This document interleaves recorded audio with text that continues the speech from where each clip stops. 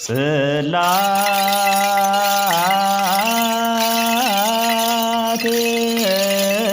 ዘሙሴ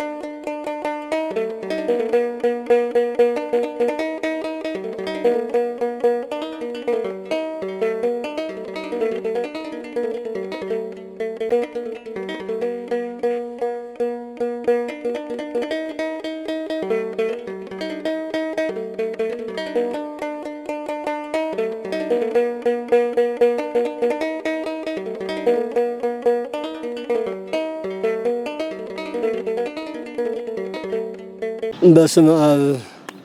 ወወልድ ወመንፈስ ቅዱስ አሐዱ አምላክ። ክቡራንን ክቡራትን ደቂ እግዚአብሔር አስተፈላለየ ክፍላተ ዓለም ኣብ ውሽጥን ኣብ ደገን ኮይንኩም ትከታተሉና በእግዚአብሔር ስም ከመይ ሓዲርኩም ከመይ ውዒልኩም እንኳዕ ናብ 2018 ዓመተ ምህረት በዓል ርክበ ካህናት ሲኖዶሳዊ ጸሎት መንፈሳዊ አኸባ እንኳዕ ኣብፅሐና እንኳዕ ኣብፅሐኩም። ከምቲ ዝፍለጥ ካብ ስርዓተ ሃዋርያት ተተሓሒዙ ብዝመፀ ሕግን ስርዓትን እንሆ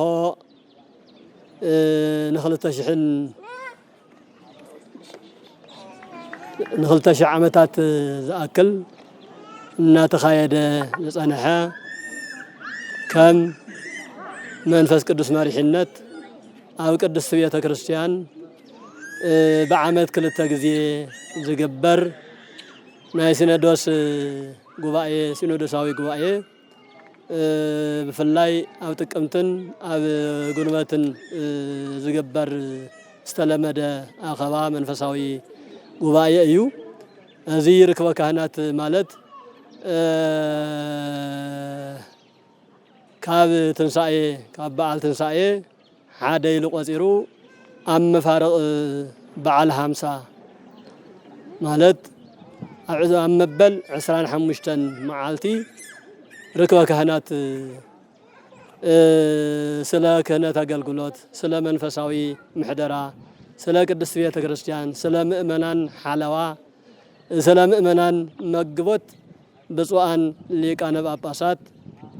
ከምኡውን ሊቃውንቲ ሓቢሱ ዝነጋገርሉ ዝእከበሉ ዝዛተይሉ ፍሉይ በዓል እዩ። ዝበዓል እዚ ኣብዚ በዓል እዚ ድማ ብፍላይ ኣብ ዋዜምኡ ከም ናብ ዘመን 2018 ዓመት በዓል ትንሳኤ ዕለት 4 ሚያዝያ 4 እዩ ነይሩ። ካብ ሚያዝያ 4 ሓደ ኢልና ቆፂርና እስካብ ዛሎማዓንቲ ዕለት 25 መዓልትታት ኣቁፂርና ኣለና። ክርስቶስ ተንሥአ እሙታን በአብይ ኃይል ወስልጣን አማን ተንሥአ ክርስቶስ አምላክነ እናበልና 25 መዓልትታት ኣቁፂርና ኣለና። ስለዚህ ኣብ መበል 25 መዓልቲ ዝካየድ ርክበ ካህናት ተባሂሉ ዝተሰየመ ካብ ሃዋርያት ተተሓሒዙ ዝመፀ ንሕና እውን ከመበታትና ኣብ ቤተ ክርስቲያንና ተረኺብና ስሩዕ ጉባኤና ዕለት 28 ንምጅማር ዕለት 27 ኣብ ዋዜማ ኮይና ጸሎተ ዋዜማ ኣውፂሕና ኣለና። ኣብቲ ናይ ዋዜማ ስርዓት ዝተነበበ ናይ እግዚአብሔር ቃል ኣብ ማቴዎስ ወንጌል ምዕራፍ 18 ዝተጻሓፈ ለእመሃለው ክልኤቱ ወሰለስቱ ጉባኤን በስሜ ይሄሉ ማእከሎሙ አነ كلتا ويسلستا ويلعلي خوينم بسمي أوزا مدرزيا انت دا تأكيوم أنا أما أخلم الله زلمن ونجر زدلي ونجر ون تسمع معهم تزاتيهم أنت لمنامني أنا كفصم اللومية زبل زي حسو زي حبل أملاكاوي قال تصحيفو نسدما كل جزء أو في سلعة وازيمة ينبب لمون تنبيو تترجم الله زي مالتاي مالتيو كلتا ويسلستا بمنفس قدوس انت تأكيبهم ببزحي قداي وانين بزحي كونن سلا زبزحخا سلا مدراوي قلبس سلا زلكا سلا مدراوي سلطانن كالن سلا زعاتركا سلا زجبتكا زمص لوط يلن لوط يزهلو كبري زمص موغس اتلابس بእግዚአብሔር ስም እንተ ተአኪብካ በፍቅሪ እንተ ተአኪብካ በሰላም ተተዛቲኻ ህዝብን ምድሓን ሰብን ምድሓን ዓድን ምሕላው ኣባጊዕን ምሕላው ቆሪጽካ እንተ ተላዓልካ ዝመፀ እንተ መፀ ዝተላዓለ እንተ ተላዓለ ዝኾነ ነገር ዋላ እንተ ዝኸውን እግዚአብሔር ምሳና ምሳኻት ኮይኑ ዘሸግር ነገር የለን ስለዚ ምሳይ انت خوينكم يو زبلصكم نبال مدن عالم كريستوس نقدسان حواريات تنغرم كلتا ويسلست خوينم اوزا مدرزيا سلام منفساوي ነገር ተአኪቦም ተተዛትዮም አነ አማ خلم ኮይነ ሐሳቦም ከሳኻዕሎም ከስምረሎም ይሉ አምላካዊ ቃል ነጊሮም ነይሩ ነቦታትና አቦታትና ወን እትቃል ንስ ሒዞም በቃል ወን አስተምሂረምዎ በተግባር ወን ነይረምዎ بمصحفون صحيفهم نانا اصنيحون الله كبراتن دق እግዚአብሔር በእግዚአብሔር ስም ተታኪውና ሕብረትን ተሃሊና ሰላምን ተሃሊና በቀንዕና ንጓዓስ ተኾይና ኩሉ ነገር አብይድና እዩ ዘፍረሕና ዘጨንቀና ነገር ከህሉ አይግባን አይኽእልንውን ሽግር ዝመጽእ እንተ ተፈላሊና ሽግር ዝኸሰት انت زي تسمع معنا بسمي كلتا ويسلست خوينكم تتاكيبكم سي انا ما اخلكم الله بسم እግዚአብሔር كلتا خوينم قوفيلم اندحر ازتيم اندحر ነገራት እግዚአብሔር ተነጋጊሮም زحاسبو ነገር ይሳኻዕለም كلتا انت خوينم ሳልሳይም ክርስቶስ ይኸውን ሰለስተ خوينم ተታኪቦም ራብዓዮም ክርስቶስ ይኸውን 10 خوينم ተታኪቦም መበል 11 ክርስቶስ ኮይኑ أو جوبايهم كم زركب أو جوباينا كم زركب تمسح قدوساوي قال ينقرنا مالتي نزيو سلستميتن 10 شمنتن لقاونت بمكنيات أريوس عالم لخاوي جوباي أبنكيات بهالعدي جوباي نكيا أبزكاي دلو ساعات أزام سلستميتن 10 شمنتن تم تأكو تقلالا كل التشحن سلستميتن 40 قلن زاخلو يمنيرم ነገር ግን ዘም ክልተ ሺህ ዝኣኽሉ ሰባት ብፍቅርን ብስምምዕነትን ብመንፈሳዊ ሐሳብ ሓደ ይነበሩን እቶም ብመንፈሳዊ ሐሳብ ሓደ ዝኾኑ 318 ግን ክርስቶስ ማእኸሎም ኮይኑ እቲ ዝነበረ ሃይማኖታዊ ክርክር ሎቱ ስብሐት ክብር ምስጋና ንስም ንቅዱስ ስሙ ይኹን እሞ ወልድ ፍጡር ዝብል ሰይጣናዊ ሐሳብ بأريوس مخنيات لاعيلو سلازنبره ولد فطور تيكونس فطاري كل عالم مداني كل عالم ندق سبات كبل كاو سمايا زورده كاو قدست دنگل مريم كاو سغا كاو نفسا نفس وسيدو تواحدو سب كاينو ابز عالم زي زتخسته زتنقسقسه عالم زدحانه بيز عالم منبر كم تنسخات بلو فطور يكونن فطاري ايو زبل قال زحازو 300 10 شوعتن ليقاوند نيرم مبل 10 شمنتم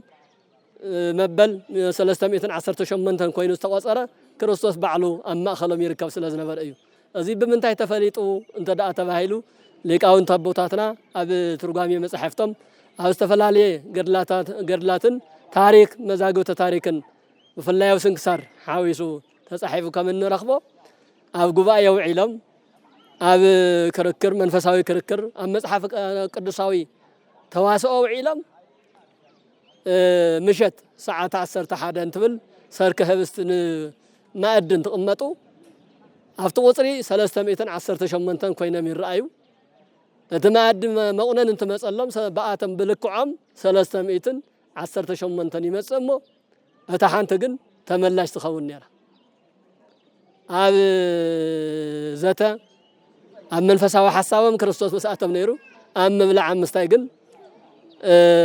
መብላዕ ምስታይ ዘድልዩ ኣምላክ ስለዘይኮነ ይፍለ ነይሩ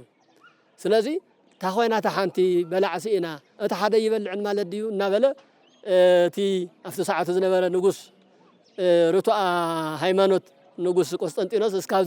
እስካብ ዝግረም ሳልሳይ ራብዓይ መዓልቲ ምስተደጋገመ ለካ መበል 318 ሓደ ኮይኑ ካብኣቶም ሓደ ኮይኑ ቀሪቡ ዝዝትን ዝናገርን ዘቃንዐሎምን ዝነበረስ መድህነ ዓለም ክርስቶስ እዩ እንዲያውም እቲ ንጉሰ ነገስት ንጉስ ቆስጠንጢኖስ ዝኾነ ሐሳብ ናውዚ ዘንበል እንትብል እስኪ ነቲ أفتي أني فلاسي أنت غير فلاسسك نوسك هذا نص حساب يخيل أنا ولا يجاوز خمسة نفرم في تاريخ مزاج تتصحف نركب نمن تعيو كريستوس بقالو مسرت بسمون مستأكو مسلسل 110 تشمن تلقاون أما خلوا يركب ليرو مالتي سلازي نص مسرت تجيرو تقايا وانجلون كم تستقصنا يو أما توسع 10 تشمن تستحفه كل التوي سلسل خينكم بسمين تتأكبكم أنا أما خلكم الله إيه وذا سألوا يتقبر لهم بدي بمدر زلمنكم وون أبدا مدري كجبر لكم خان لكم تدلي ونجرون